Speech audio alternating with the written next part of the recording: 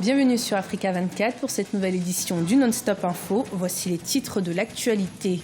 Le Niger a célébré ses 59 ans d'indépendance ce lundi 18 décembre, un événement durant lequel la ville de Tawa a été mise à l'honneur et plusieurs personnalités ont été distinguées par le chef de l'État. Au Rwanda, les autorités misent sur la construction d'une usine pharmaceutique dans le pays pour faire baisser les importations de médicaments qui sont estimées à 100 millions de dollars par an. Le projet devrait être mis en place pour 2019.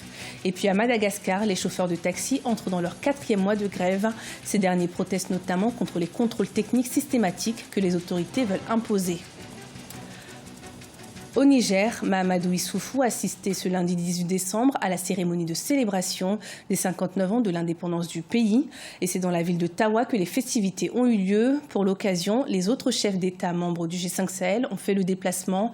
Idriss Déby Itno du Tchad, Ibrahim Boubacar Keïta du Mali, Roch-Marc Christian Kaboré du Burkina Faso et enfin Mohamed Ould Abdelaziz de la Mauritanie. L'événement a également été l'occasion pour le chef de l'État de distinguer des personnalités pour les services rendus à la nation. Écoutons à ce propos la réaction de Kala Moutari, le ministre de la Défense. 59 ans d'indépendance, c'est beaucoup, mais c'est peu pour un pays. Mais petit à petit, nous sommes en train de construire une nation, nous sommes en train de construire une démocratie et nous sommes en train de réaliser des infrastructures pour le bien-être de notre population. C'est une chose importante pour notre pays, pour un ministre de la République que je suis. En Afrique du Sud, Cyril Ramaphosa vient d'être élu à la tête de l'ANC, le parti au pouvoir. L'ancien syndicaliste devenu millionnaire a battu ainsi Nkosazana Dlamini Zuma en obtenant 52% des suffrages sur les 4800 délégués du parti qui étaient réunis en congrès à Johannesburg depuis le 16 décembre 2017. Cyril Ramaphosa succède ainsi à Jacob Zuma et devient directement le candidat du parti pour les prochaines élections sud-africaines de 2018. Au Rwanda, les autorités ambitionnent de réduire les importations médicales dont le coût est estimé à 100 millions de dollars par an. Pour ce faire, des travaux de construction d'une usine de médicaments d'une valeur de 6 millions de dollars viennent d'être entamés. La structure devrait ouvrir ses portes en 2019. Des détails avec notre correspondant Frater Ndakiaï Senga. Le Rwanda a lancé ce 15 décembre 2017 la construction de la première usine pharmaceutique qui fabriquera une gamme de médicaments, notamment les antibiotiques, réduisant ainsi les frais d'importation des médicaments qui s'estiment à 100 millions de dollars américains par an, selon l'Office rwandais de développement. L'usine sera une branche est-africaine de Cooper Pharma, une société pharmaceutique marocaine. Elle sera située dans la zone économique spéciale de Kigali sur une surface de 20 000 mètres carrés. Nous avons une très lourde facture d'importation pharmaceutique et comme une économie émergente, nous devons penser à la diminuer. Aujourd'hui, Cooper Pharma nous donne la chance de pouvoir produire quelques-uns des produits que nous importons afin de réduire nos dépenses. Nous pourrons aussi nous inspirer des autres pays en prouvant que c'est possible de produire les médicaments de meilleure qualité pour le marché rwandais et est-africain. La première phase de construction de cette usine coûtera 6 millions de dollars américains et sera achevée en 18 mois avec la capacité d'employer 40 personnes dans la production des sacs intraveineux en PVC et les comprimés, notamment les analgésiques et les antibiotiques. Elles comprendront des laboratoires, une section de fabrication et des blocs administratifs.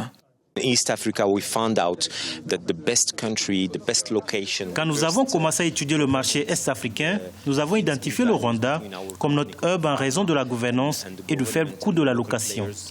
Nous sommes très ravis d'être ici, dans un pays qui favorise l'investissement.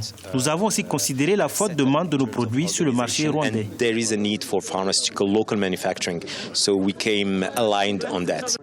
Notons que ce projet fait partie des 21 accords signés entre le Maroc et le Rwanda en octobre 2016 lors de la visite de 3 jours du roi Mohamed VI au Rwanda.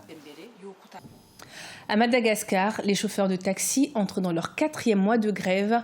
Ces derniers protestent notamment contre les contrôles techniques systématiques par des entreprises privées que les autorités tentent de mettre en place. Ashley Duprat. À Antananarive, la capitale malgache, le conflit opposant les chauffeurs de taxi au gouvernement s'enlise. Au cœur de leur grief, le contrôle technique systématique de leurs véhicules par des entreprises privées que le gouvernement tente d'imposer. Faute de moyens, les chauffeurs de taxi ne peuvent suivre les nouvelles normes établies par le gouvernement.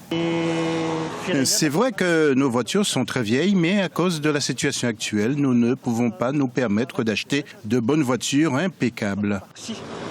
Pour faire entendre leur mécontentement, les chauffeurs de la capitale ont à plusieurs reprises bloqué les principales artères d'Antananarive. Entamant leur 4e mois de grève, les chauffeurs de taxi, à travers la voix de leur association, l'association de taxi d'Antananarive, a tenté de négocier avec les différentes autorités, des négociations qui sont restées vaines. Si les décisionnaires, que ce soit le maire ou le ministre des Transports, ne peuvent pas résoudre ce problème, pourquoi occupent-ils encore leur poste? Nous leur donnons une semaine pour trouver une réponse à nos griefs. Un ultimatum auquel le gouvernement ne semble pas vouloir répondre pour l'instant, malgré les menaces de poursuite des perturbations du trafic dans la ville. Il est à noter que sur les 10 000 taxis opérant à Antananarive, seuls 7 800 sont autorisés à opérer dans la ville. De la culture à présent, avec le portrait du styliste modéliste nigérien Rabe Umale. Le créateur brode la croix de Tawa sur ses modèles afin de mettre en avant l'identité nigérienne et ainsi promouvoir la culture de son pays. Découverte avec notre correspondant Sadou Alizé Mouktar. Styliste modéliste à Tawa, une des régions du Niger à quelques 550 km de la capitale Niamey, Rabe Umale Danda est couturier depuis plus de 20 ans. C'est aux côtés de son père qu'il s'initie dès l'âge de 15 ans. Ses tissus de prédilection sont le bazin et le voile touareg. Dans ses créations, il met l'accent sur les broderies et la croix de Tawa, sa terre natale.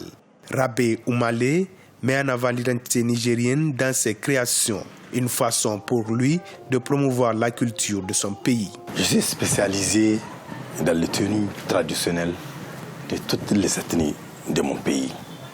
Mais à travers le prêt-à-porter, mon style s'inspire des tenues traditionnelles touareg. Ma force, c'est de mettre en valeur ce que nous avons dans notre culture. Notre culture, elle est très riche et variée. Aujourd'hui, le styliste possède son propre atelier de création dans la capitale de l'Ader.